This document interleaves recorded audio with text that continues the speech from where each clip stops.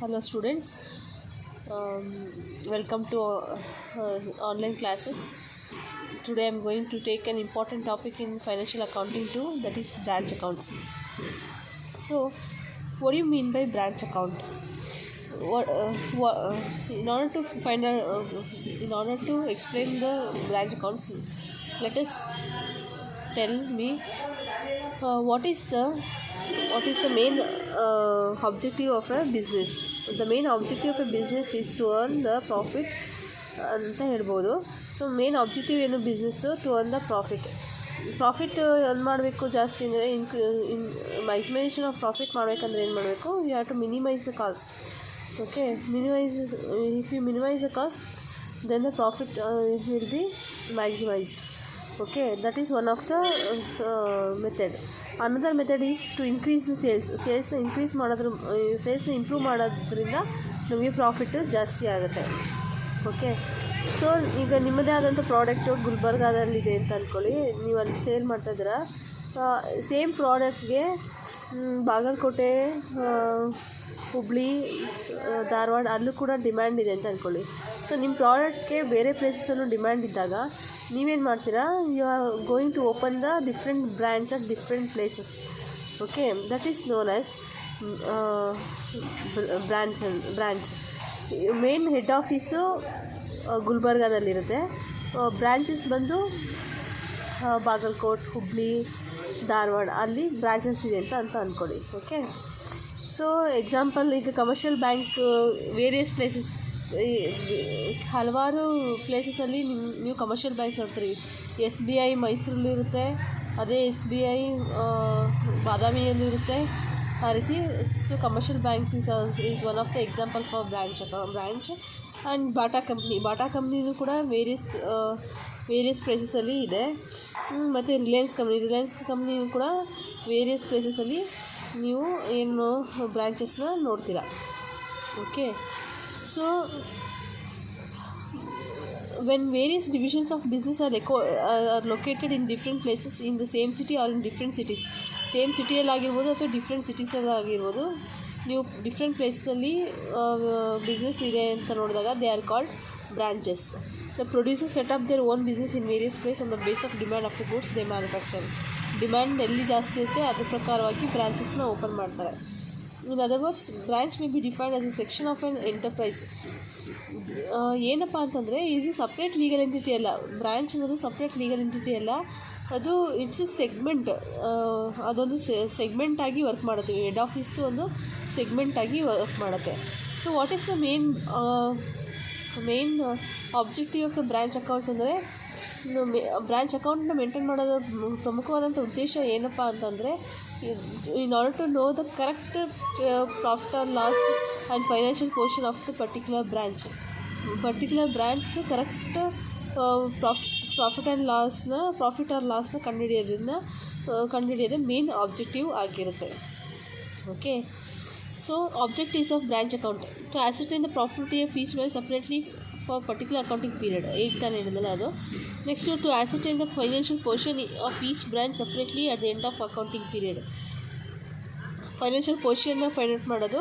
To assess the performance of each branch, ಪ್ರತಿ ಬ್ರಾಂಚಲ್ಲೂ performance ಹೇಗಿದೆ ಅನ್ನೋದನ್ನ ತಿಳ್ಕೊಳ್ಳೋದಕ್ಕೆ. ಆಮೇಲೆ to know whether the branch should be expanded or closed.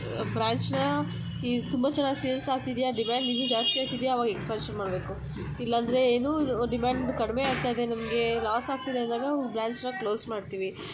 ಇನ್ನು ತಿಳ್ಕೊಳ್ಳೋದಕ್ಕೋಸ್ಕರ ಬ್ರಾಂಚ್ ಅಕೌಂಟ್ಸ್ನ ಮೇಂಟೈನ್ ಮಾಡ್ತೀವಿ. Okay, objective of branch accounts. So there are two types of branches, that is for home branches and foreign branch.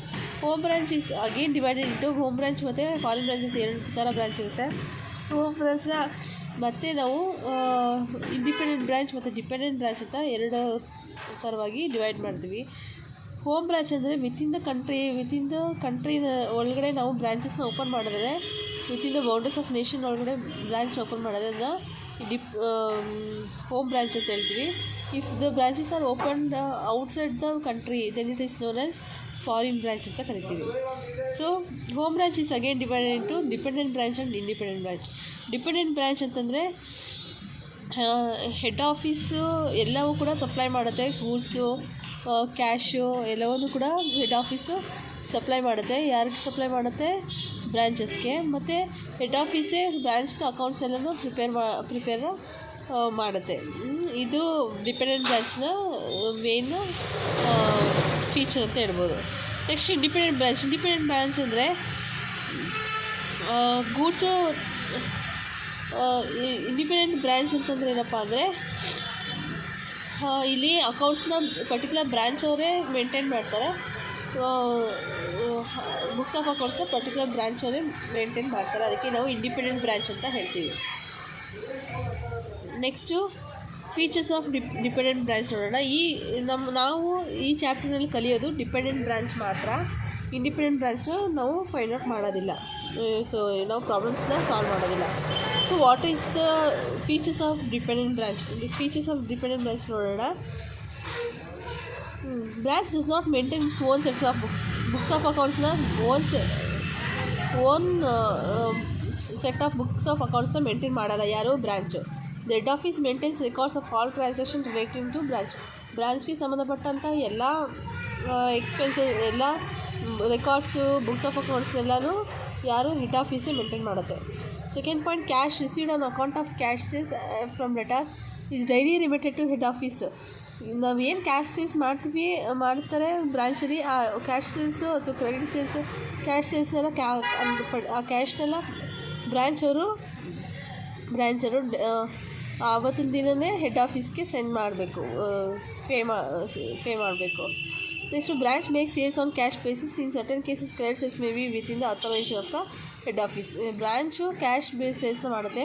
ಏನಾದರೂ head office ಏನಾದರೂ direct ಮಾಡಿದ್ರೆ, ಏನಂತ direct ಮಾಡಿದ್ರೆ, credit sales ಕೂಡ ಮಾಡಿ ಅಂತ ಏನಾದರೂ ಹೇಳಿದ್ರೆ, ಆಥರೈಸ್ ಮಾಡಿದ್ರೆ, ಆವಾಗ ಬ್ರ್ಯಾಂಚು ಹೆಡ್ ಆಫೀಸ್ನ ಆಗ ಬ್ರ್ಯಾಂಚು ಕ್ರೆಡಿಟ್ ಸೇಲ್ಸ್ ಕೂಡ ಮಾಡುತ್ತೆ. Branch receives goods from head office but branch is not allowed to purchase anything from outside. Branch ಅವರು ತಮ್ಮ ಗೂಡ್ಸ್ನ ಹೆಡ್ ಆಫೀಸವ್ರು ಏನು ಕಳಿಸ್ತಾರೆ ಅದನ್ನ ಮಾತ್ರ ಮಾರಾಟ ಮಾಡೋದು. ಬ್ರ್ಯಾಂಚ್ ಅವರು ಸಪ್ರೇಟಾಗಿ ಯಾವುದೇ ರೀತಿಯ ಗೂಡ್ಸ್ನ ಹೊರಗಡೆಯಿಂದ ಕೊಂಡುಕೊಳ್ಳೋದಿಲ್ಲ.